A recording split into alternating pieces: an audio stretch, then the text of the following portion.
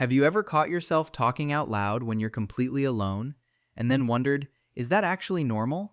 The truth is, talking to yourself can be a natural part of how people organize thoughts, process emotions, and work through everyday problems. Psychology doesn't say that everyone who talks to themselves has the same personality, but research does suggest that self-talk can be connected to interesting patterns in attention, self-regulation, problem-solving, and emotional processing. So in this video, we're going beyond the stereotype that talking to yourself means you're weird. We'll explore 7 psychological traits that may help explain why some people naturally think out loud, what self-talk can reveal about the way you process life, and why understanding this habit could change the way you see yourself. Most people assume that talking to yourself in an empty room means you're losing your grip. Cognitive science says the exact opposite. In one lab study, people who spoke the name of an object out loud found it measurably faster because the sound physically altered what their eyes could detect. This one private habit is strongly linked to 7 rare traits that researchers keep finding in cognitively advanced minds. Speaking your thoughts out loud is deeply misunderstood. Society treats it like a defect. Your own family probably told you it was strange, but researchers have spent decades studying it as a mechanism, not a symptom, not a quirk. A mechanism with measurable cognitive outputs that show up in brain scans, in problem-solving speed, and in emotional regulation under pressure. Today, we are breaking down 7 rare psychological traits found in people who think out loud when the room is empty. And by the end of this video, you will finally understand the hidden architecture of your own mind. Or an interaction at the gym that felt slightly off. Or a deadline that just got moved up by 3 weeks without a budget increase. You catch yourself doing it. You pause. You look around the empty kitchen to make sure nobody heard you. You feel a brief spike of shame. You've been told your whole life that talking to yourself is a red flag. Pop culture treats it as the first symptom of losing your mind. Therapy is completely normal now, but it is expensive. So you end up processing a lot of this on your own. Your coworkers would think it was weird. Your friends would probably laugh if they saw you pacing your living room having a full-blown debate with the air. But that is because they don't understand the mechanism. They confuse the symptom with the disease. They see the smoke and assume the house is burning down, when in reality, you are just running the engine. Your brain is not short-circuiting. It is executing a necessary high-level cognitive function. The sharpest minds in history did this constantly. Einstein reportedly talked to himself during long walks. Nikola Tesla narrated his experiments out loud in an empty lab. They were not performing for an audience. They were running a cognitive protocol that required sounds to function. When you live in an open-plan office or a group chat that never sleeps, your attention is entirely fractured. Your mind absorbs a massive amount of fragmented data, every single data. They were not performing for an audience. They were running a cognitive protocol that required sounds to function. You are processing emails, texts, financial anxiety, and complex social dynamics simultaneously. To organize it, you need an external tool. You use your voice. You don't do it because you are defective. You do it because you are managing a cognitive load that would crush most people. Therefore, this habit isn't a quirk. It is an evolutionary adaptation. Think of your brain like a computer with too many heavy applications open. The memory is maxed out. The fan is spinning. The cursor is freezing the programs that are draining the battery, which means we can measure it. And when we do, we find that people who rely on this mechanism tend to share a highly specific psychological profile. And the first reason why is incredibly practical. Trait number 1, you have high attention control. It starts with the mundane. You are running late for work. The apartment is a mess. You cannot find your phone. You do not just silently scan the room. You start saying it out loud. Phone, black case. Where did I leave the black case? Did I leave it on the counter? You think you are just frustrated. You assume you are venting nervous energy because the clock is ticking. You aren't. You are deploying a deeply ingrained mechanism called instructional self-talk. You aren't. When you are looking for a physical object in a cluttered space, your visual cortex is overwhelmed. Your eyes are taking in thousands of data points per second. The coffee mug, the mail, the keys, the reflection on the glass, the shadow under the couch, it is all noise. Your brain has to process every single item just to discard it. In 2012, cognitive scientists Gary Lupien and Daniel Swingley ran a definitive visual search study. They asked subjects to find hidden objects in complex visual environments. Half the group searched it physically altered their visual perception. Hearing the word phone activates the specific visual properties of that object in your brain before your eyes even track them. You process the shape, the color, and the shadow milliseconds faster. You are literally using your voice as a laser pointer for your visual cortex. You know exactly what I'm describing. You do this when the environment gets chaotic. When the grocery store is packed and the fluorescent lights are humming, you mutter your list to block out the noise. When your inbox is overflowing and 3 people are pinging you simultaneously, you say the name of the urgent file out loud just to keep it in focus. When you're in a crowded parking garage and can't remember what level you parked on, you start saying it. Level 3, blue section, near the elevator. You aren't being strange. You are deploying the same perceptual shortcut Lupien measured in his lab. You just didn't know it had a name. You are forcing your brain to filter out irrelevant stimuli. You are manually overriding distraction. Most people let the environment dictate their focus. They get pulled away by every notification. They let the loudest noise in the room control their attention. They allow their visual cortex to be hijacked by whatever is immediately in front of them. You use your vocal cords to hack your own attention. Near the 11th, you build a wall of sound around the one thing you need to accomplish. Think about the last time you were driving in heavy rain. The wipers are going, the glare from the headlights is blinding, the traffic is unpredictable. What did you do? You leaned forward, gripped the wheel, and started talking. Watch the brake lights. Stay in the right lane. Just ease up on the gas. You were not having a conversation. You were using audio feedback to stabilize a visual tracking system that was on the verge of failing. This is not a sign of a scattered mind. It is the exact opposite. It is the hallmark of a brain that refuses to lose its target. When the cognitive environment gets too loud, you decide what gets processed. If the first one already described you, subscribe, because the rest get more specific. But that's not the one that's going to bother you. Finding physical objects is practical. Hacking your visual cortex to find a missing item is just a survival trick. The real work begins when the problem is inside your head. Trait number 2. You manage cognitive load through the self-explanation effect. You are sitting at your desk. You are trying to assemble a new piece of software or fix a broken spreadsheet or figure out why your rent went up by $300 without any structural improvements to the building. The information is dense. The logic is tangled. The variables are shifting constantly. So, you start narrating the steps to the empty room. Okay, if they calculate the base rate from last year, then this percentage increase doesn't match the new lease. If I push back on this clause, they have to produce the original document. You aren't just reading, you are physically externalizing your working memory. The human brain can only hold about 4 chunks of information in active memory at once. That is a hard biological limit. It does not scale with intelligence. When a problem exceeds that capacity, the internal system stalls. It doesn't crash dramatically. It does not scale with intelligence. When a problem exceeds that capacity, the internal system stalls. It doesn't crash dramatically. It does not scale with intelligence. When a problem exceeds that capacity, the internal system stalls. It doesn't Your eyes move across the words, but nothing sticks. You reach the end of the page and realize you retained 0 information. Psychologist Micheline Chi documented a phenomenon called the self-explanation effect. Her research showed that students who spontaneously explained steps out loud to themselves solved complex logic problems significantly faster than those who stayed silent. The gap wasn't marginal. The self-explainers consistently outperformed because they were catching their own errors in real time. It assumes a connection exists just because 2 thoughts are near each other. It takes shortcuts that lead directly to failure. But speech is linear. Speech is unforgiving. If your logic has a hole in it, your tongue will physically trip over it. You cannot speak a broken sentence without hearing the break. Therefore, talking to yourself acts as an automatic error detection system. It forces you to pace your own processing.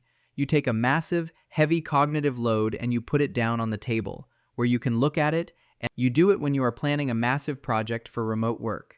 The messages are piling up. The deadlines are overlapping. You are trying to structure your week. You refuse to stay confused. You use your voice to force clarity. You make the abstract concrete. You do not let your brain cheat. You force it to show its work out loud step by painful step. When other people hit a wall of confusion, they stop. They open a new tab. They scroll on their phone. They let the confusion win. They accept the fog you don't. You simply translate them into a format you can manage. You take the intangible stress of not knowing how to do something, and you reduce it to a sequence of actionable syllables. You talk yourself through the dark. And that was the common one. That is just how you solve a mechanical problem. Managing data is one thing.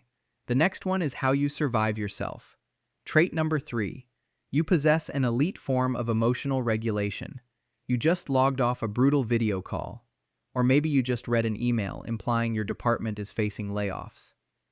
But notice the exact syntax you use. You don't use the word I, you use your own name. Or you use the word you. You say, "All right, get a grip. You're fine. You can handle this. Stop spiraling." You think you are just venting to the drywall. You assume it is just the pressure bleeding off.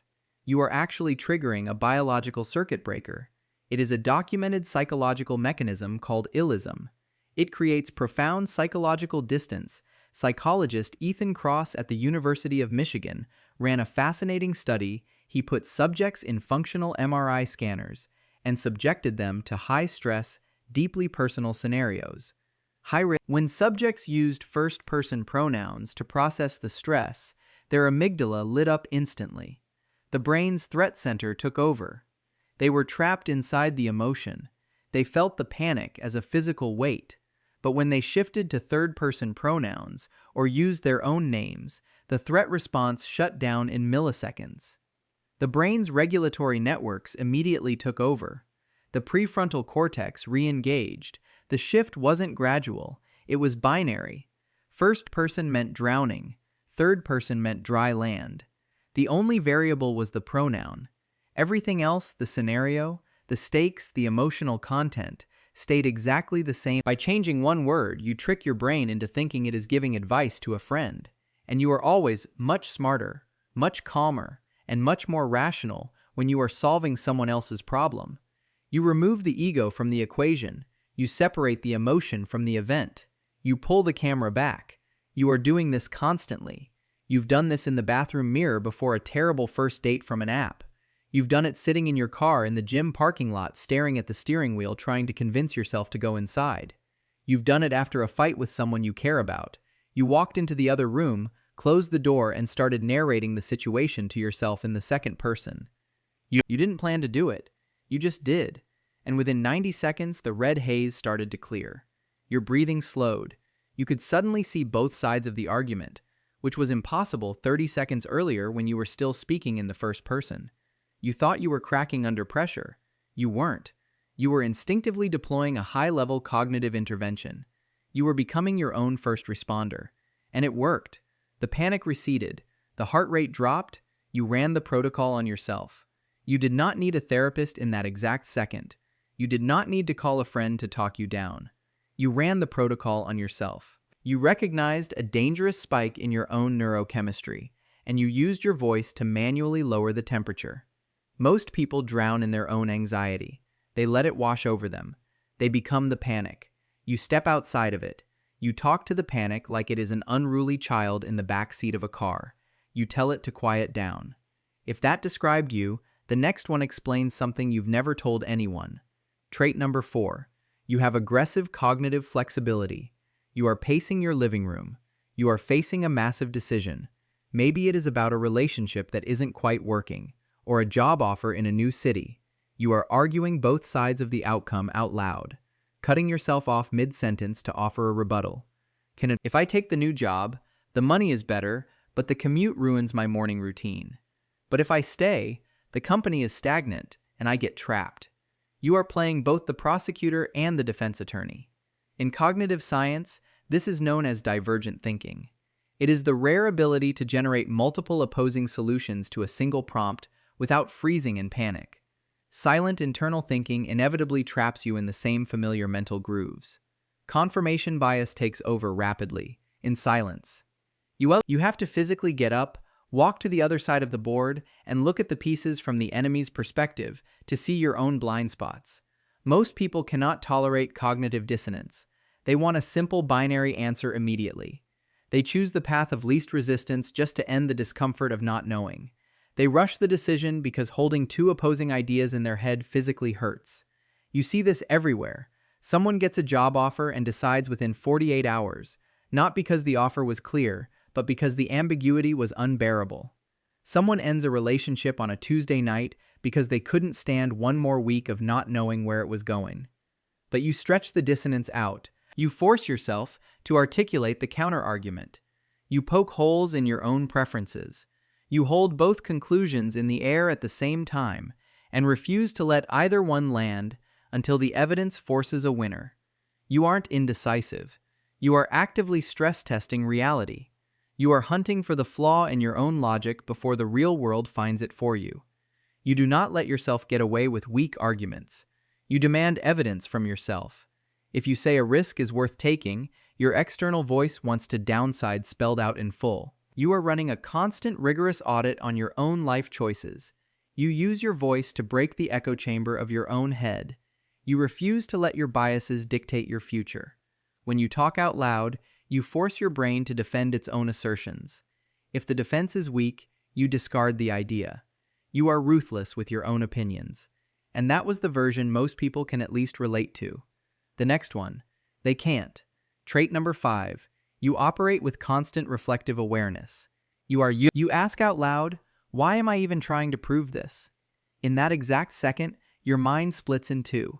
There's the actor taking the action, and there is the observer watching the actor perform.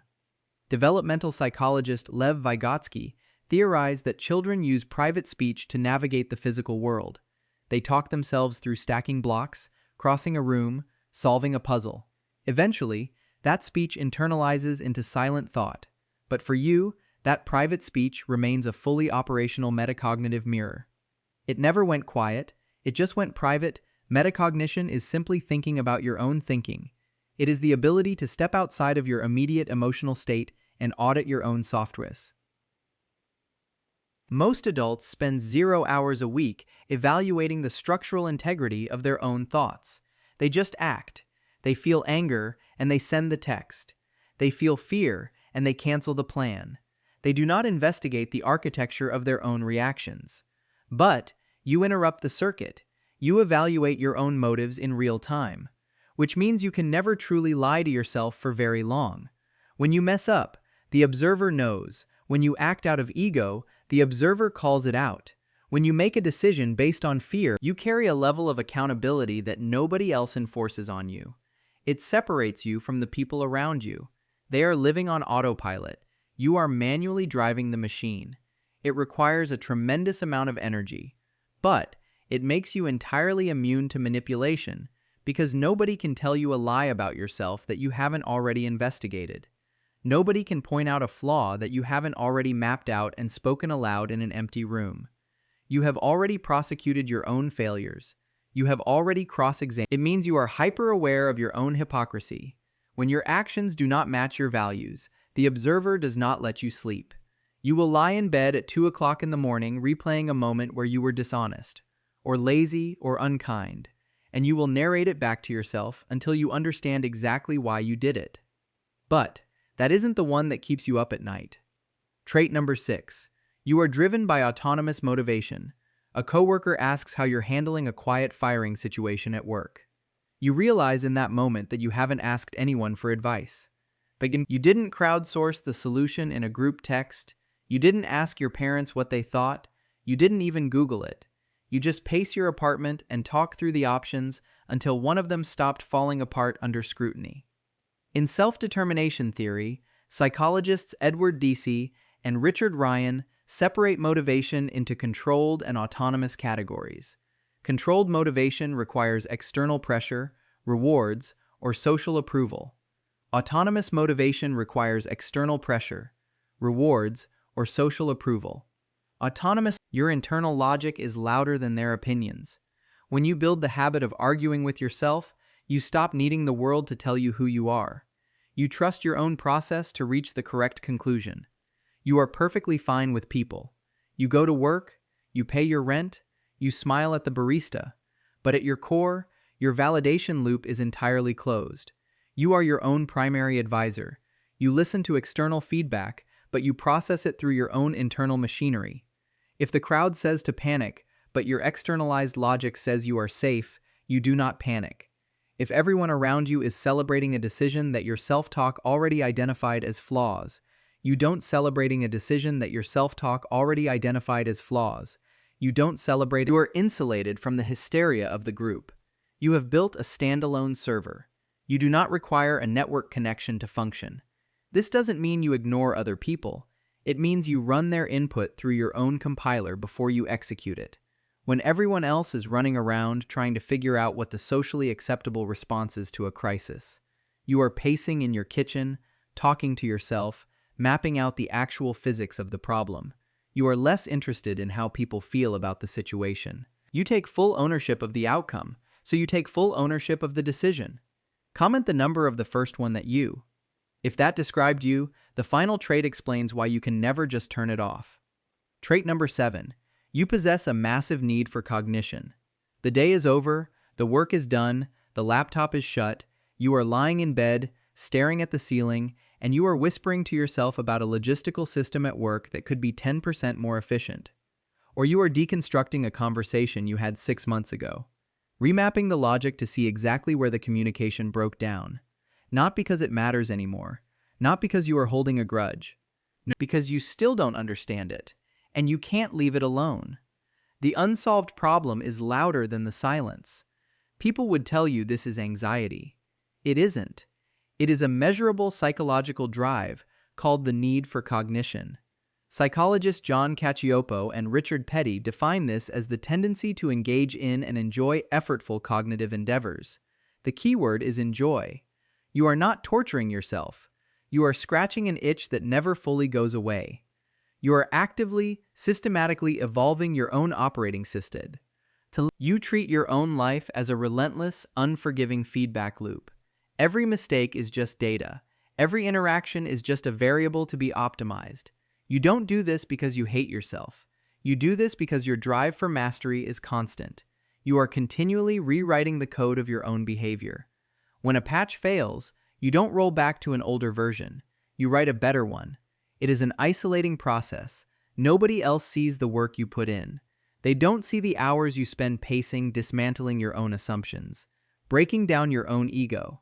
They just see the results. They think you are naturally resilient. They don't know that you engineer that resilience in empty rooms. They don't see that. They have no idea that you talk yourself through every single time. You talk to yourself because you are the only peer you fully trust to handle the raw data. You cannot hand your unedited thoughts to someone else. They wouldn't know what to do with them. They would misinterpret the analysis as a breakdown. You build the bridge out of words. You cross it by yourself, and then you go back and check whether the bridge was built correctly. That is the part nobody else sees. They see you arrive on the other side. They never see the engineering. You do this because you understand at a level most people never reach, that the mind has to be worked to exhaustion to grow. You push your own cognitive limits voluntarily. When a problem gets difficult, your instinct is not to quit. Your instinct is to start narrating the problem until you can see through it. You are running a constant diagnostic check on reality. You never assume you have the final answer. You are always looking for the upgrade. You are always looking for the blind spot. You are always asking yourself out loud what you missed. You aren't glitching. You're running a highly calibrated system. The fact that you caught yourself talking means your metacognition is online. Noticing the mechanism is itself the proof that it works. This week, when you catch yourself muttering in the kitchen about a project deadline, just let the sentence finish. The next video on screen breaks down exactly why people with high need for cognition end up isolating themselves and how to fix it. You've been your own best counsel this whole time. Keep talking.